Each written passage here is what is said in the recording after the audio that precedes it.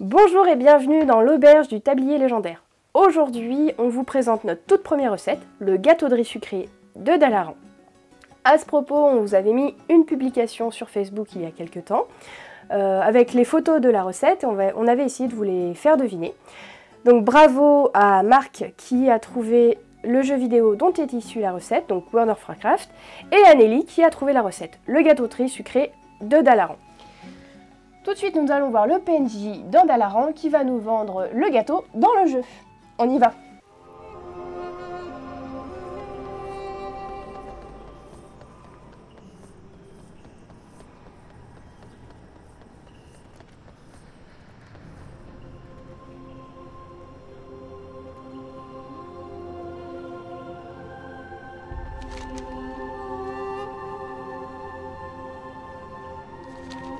Qu'est-ce qui vous amène?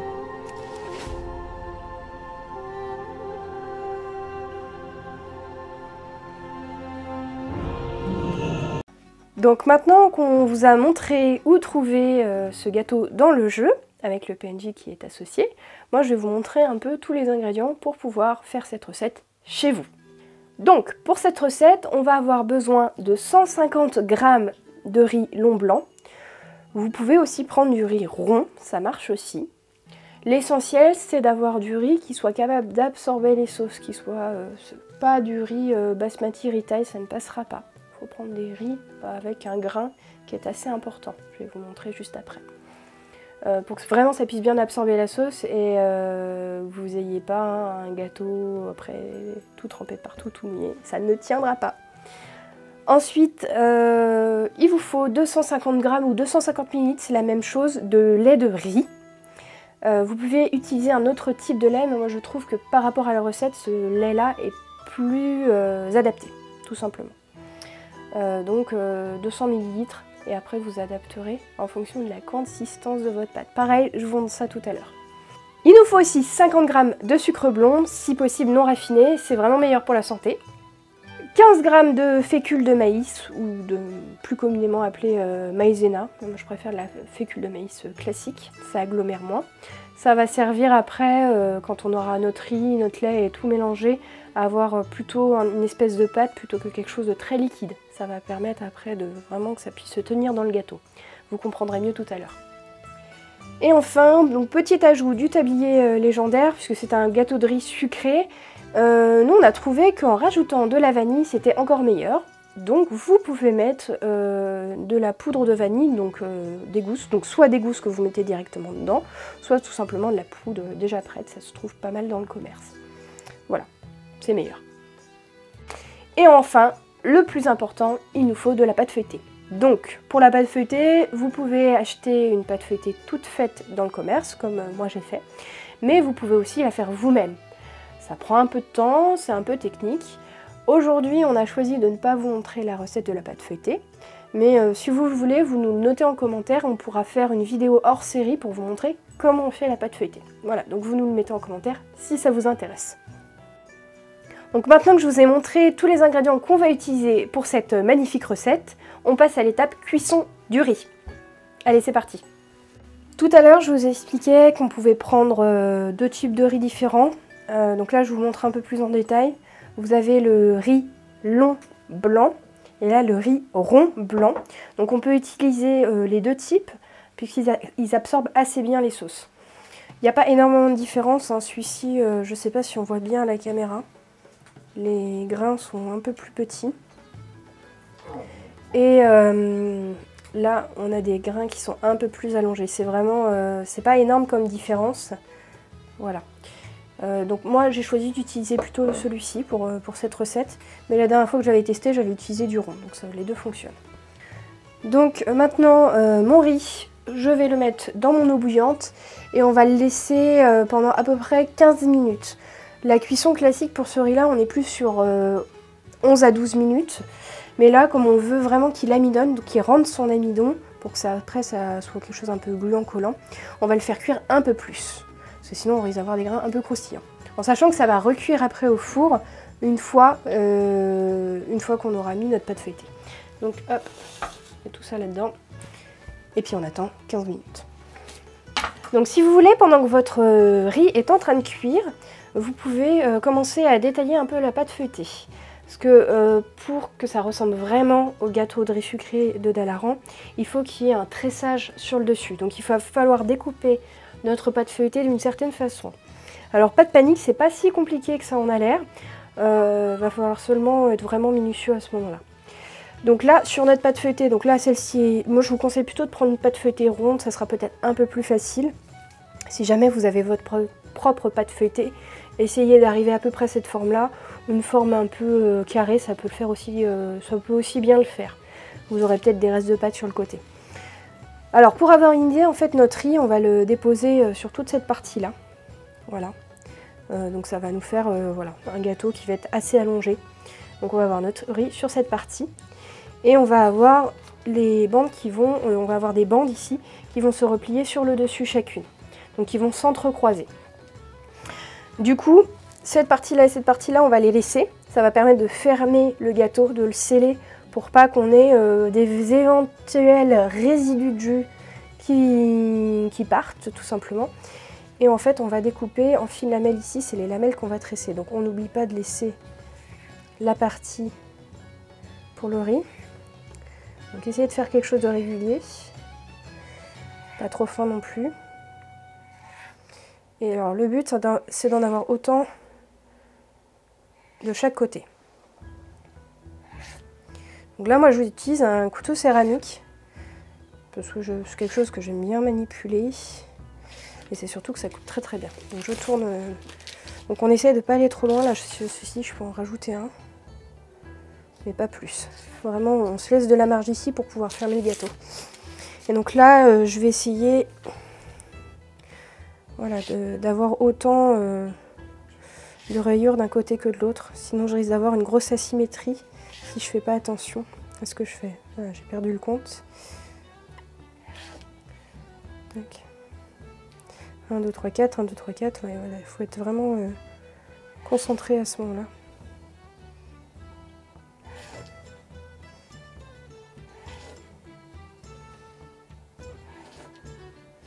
Et puis essayer de faire aussi des traits assez droits. Je vous demande de faire de la géométrie. Petit conseil du roi Lich, pendant que votre riz est en train de finir de cuire et une fois que vous avez découpé votre pâte feuilletée dans les règles de l'art, vous pouvez mettre pendant ce temps-là votre four à 180 degrés à chaleur tournante. Ok, donc une fois que vous êtes à plus ou moins 15 minutes de cuisson, vous arrivez à un riz qui a à peu près cet aspect-là. Donc là, voilà, j'ai quasiment, pourtant j'avais mis pas mal d'eau, mais j'ai quasiment toute mon eau qui est partie soit en évaporation, soit qui a été absorbée par mon riz. En fonction de l'eau que vous mettez, vous n'aurez peut-être pas besoin de passer votre riz. Moi, je vais juste enlever un tout petit peu d'eau, parce que comme je vais le remplacer par le lait de riz, ça sera plus simple. Donc je reviens, j'enlève un peu d'eau et je vous montre ça. Donc là j'ai retiré un tout petit peu de mon eau, là sur le feu je suis à 4-5 à peu près, donc sur une échelle de 12 pour ma plaque vitraux. Après c'est à vous un peu de jauger, faut pas que ça fasse trop de bulles non plus, mais il faut que ça continue à chauffer. Là je vais mettre mon lait de riz, je vais pas tout mettre, parce que je vais un peu voir comment mon riz se comporte et s'il absorbe tout. Donc là j'en mets déjà un peu. Je vais mettre d'ores et déjà le sucre, pour qu'il ait le temps un peu, comment dire, d'être absorbé par la préparation. Hop, c'est un peu collé. Voilà, et qu'il ait le temps de bien fondre dedans. Qu'on n'ait pas des vieux morceaux de sucre à la préparation, donc on mélange. Donc là, c'est vraiment une recette vraiment pas compliquée. Et donc là, j'ai mes grains de vanille. Donc moi, c'est des extraits de gousse en fait, mais vous pouvez tout à fait infuser votre gousse directement dedans une fois que vous avez retiré l'excédent d'eau, une fois que vous savez que ça va être votre préparation finale. Je repousse juste un tout petit peu mon feu. Et donc là on va laisser un peu mijoter, le but ça va être de ne plus avoir une préparation trop liquide. Et donc pour ça j'ai l'ingrédient magique donc, que je vous présentais tout à l'heure, qui est la fécule de maïs qui est juste ici, ou la maïzena, c'est en fonction de ce que vous voulez. Donc je crois que je vous avais dit 15 grammes. Hein. Voilà, j'en mets.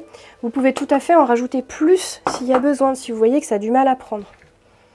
Donc la maïzena ou la fécule de maïs, on essaie de l'incorporer doucement. Ça évite d'avoir des gros grumeaux parce que alors ça, vous allez avoir du mal à les faire partir après dans la préparation et c'est pas super agréable de tomber sur un gros morceau de maïzena ou de fécule de maïs à la dégustation. Enfin, personnellement, moi j'aime pas, je sais pas vous, mais... Voilà, donc là on voit déjà ça commence à épaissir. Ce qui est vraiment important, c'est de rester sur le feu quand vous mettez votre fécule de maïs ou votre maïzena, parce que c'est la chaleur qui va activer en fait l'action de la fécule et de la maïzena. Donc si vous n'êtes pas suffisamment au chaud, ça va avoir du mal à prendre et vous allez avoir une préparation qui va rester assez liquide. Ça sera dommage. Ok, donc là ça fait à peu près 5 minutes que j'ai laissé pour que ça réchauffe, enfin, que ça perde un peu de son eau, que la maïzena agisse et que le riz finisse un peu de cuire pour être sûr qu'il soit bien moelleux. Donc là on voit que ça commence à vraiment bien se tenir. C'est encore un peu liquide mais ça c'est pas bien grave, ça va finir de prendre tout seul. La maïzena a toujours un temps d'action un peu plus long. Là mon lait, vous voyez, il m'en reste un peu, donc ça c'est pas bien grave. J'ai pas tout mis parce que je voyais que ça se tenait bien comme ça. Donc si j'en rajoute ça va pas le faire. Par contre j'ai rajouté, ça je vous l'ai pas montré à la vidéo, j'ai rajouté un peu de maïzena pour être sûr que ça prenne bien. Donc ça vous pouvez vous permettre de rajouter de la maïzena ou de la fécule de maïs vraiment en fonction de la consistance que vous avez en face de vous, hein, du riz, n'hésitez pas. Pas trop en mettre non plus, sinon vous allez avoir un goût farineux et ça sera pas agréable. Moi j'en ai rajouté un tout petit peu pour vraiment assurer la tenue de mon riz. Donc là, je vais mettre mon riz directement dans mon cul de poule, parce que oui, ça s'appelle un cul de poule.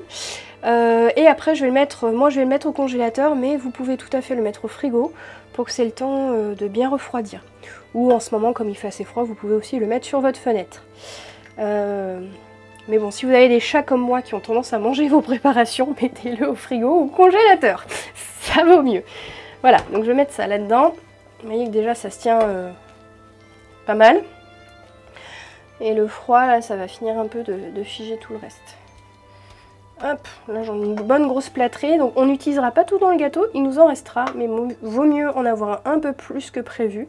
C'est pour ça que je vous ai prévu des quantités qui normalement sont larges. Voilà. Donc là, c'est ça, ça vous donne ça. Vous voyez, ça tient bien. Et donc moi, je vais faire passer ça au congélateur. Donc on se retrouve juste après la sortie du congélateur. J'ai sorti mon riz du congélateur. Il est encore un peu chaud, mais c'est pas très grave. Il faut juste pas qu'il soit bouillant. Parce que quand vous allez le mettre sur la pâte feuilletée, vous risquez de faire carrément fondre votre pâte feuilletée. Et ça sera très difficile de la manipuler à ce moment-là. Donc là, j'ai ressorti hop, ma pâte feuilletée que j'ai enroulée tout à l'heure du frigo. Hop. Voilà. Je prends une super cuillère. Hop. Et donc là, voilà. Vérifiez bien qu'il y a une bonne consistance du riz. Vous voyez, là où je peux vous le montrer, il bouge quasiment pas. Donc c'est que c'est bon en termes de consistance. Donc vous en mettez sur la partie où vous n'avez pas découpé, bien entendu. Donc là, vous en mettez vraiment tout du long. Attention à ne pas en mettre trop sur les bords, puisque ça, c'est la partie qu'on va rabattre par-dessus. Donc vraiment, si vous en mettez trop loin, vous n'arriverez jamais à fermer votre burrito. Ah mince, c'est pas un burrito. Votre gâteau de riz.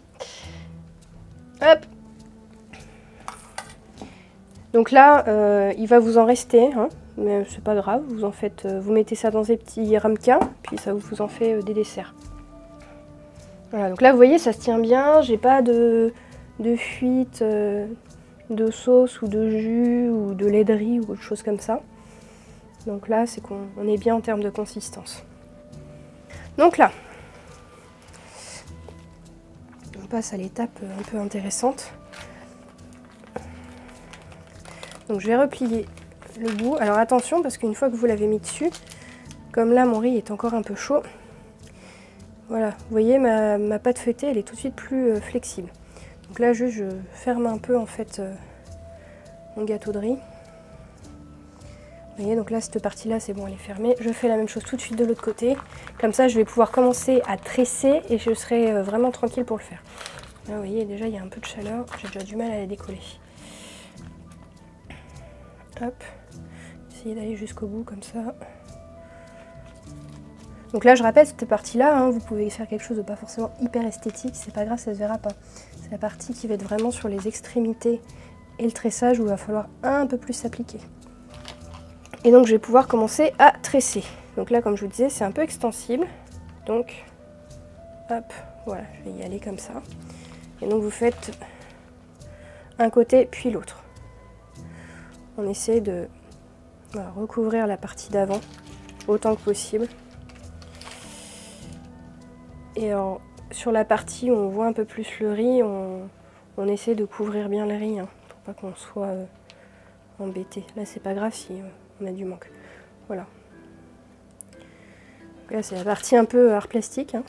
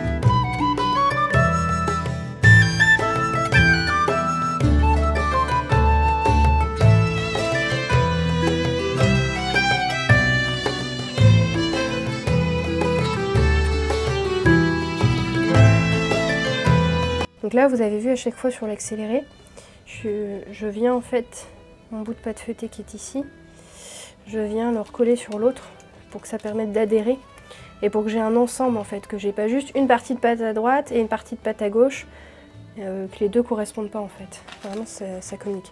Alors vous voyez là, c'est le morceau que j'avais en trop depuis tout à l'heure, mais ça c'est pas un drame. Voilà. Éventuellement, vous voyez, je peux même l'enlever si je me dis que ça va pas faire très joli. Je l'enlève, ça c'est pas super grave. Alors tout à l'heure, il nous restait un peu de lait de riz. Hop, je vais décaler. Donc ça tombe bien. On va mettre en fait, pour que ça dore un peu. Là j'ai mon pinceau qui est ici. Et en fait, on va tout simplement mettre sur le dessus pour que ça hydrate un peu. Et ça permet de donner une belle coloration. Ok, donc une fois que vous avez mis votre lait de riz dessus pour lui permettre de colorer un peu, vous pouvez mettre votre préparation directement sur une plaque de cuisson. Alors vaut mieux le mettre sur une plaque, évitez plutôt les lèches frites parce que ça risque de brûler vraiment beaucoup le dessous, et ne pas cuire suffisamment l'ensemble. Privilégiez plutôt des petites plaques comme ça se trouve assez facilement. Et évitez aussi les grilles parce que du coup, comme c'est une pâte feuilletée que c'est assez mou, vous risquez d'avoir des petites vagues. Donc ça risque d'être compliqué. Voilà, donc là je la décale. Du coup, le fait d'avoir les deux plaques de cuisson, ça m'aide bien. Hop, et puis bah, c'est parti pour enfourner. Donc là, on enfourne. Donc vous aviez votre four qui était à 180 degrés. Là, on va le faire partir pour environ 20-25 minutes. Environ. Surveillez la coloration régulièrement. Voilà, et puis quand c'est assez coloré que vous voyez que ça se tient bien, c'est que c'est cuit. Ok, on se retrouve après la cuisson. Donc voilà, on a notre gâteau de riz sucré, donc vanillé dans cette version-là, qui vient de sortir du four. Donc là, moi j'ai dû le laisser 20 minutes. Vous voyez, donc là c'est pas mal parce qu'il avait commencé un peu à brunir. Donc c'était le bon moment pour l'enlever. Et puis bah, je coupais en plein dedans. Donc là on voit bien, hein, d'ailleurs au passage, petite remarque hein, sur le feuilletage, donc voilà, vraiment qu'on l'ait tressé, on voit bien les différentes strates, donc ça donne un côté un peu sympa.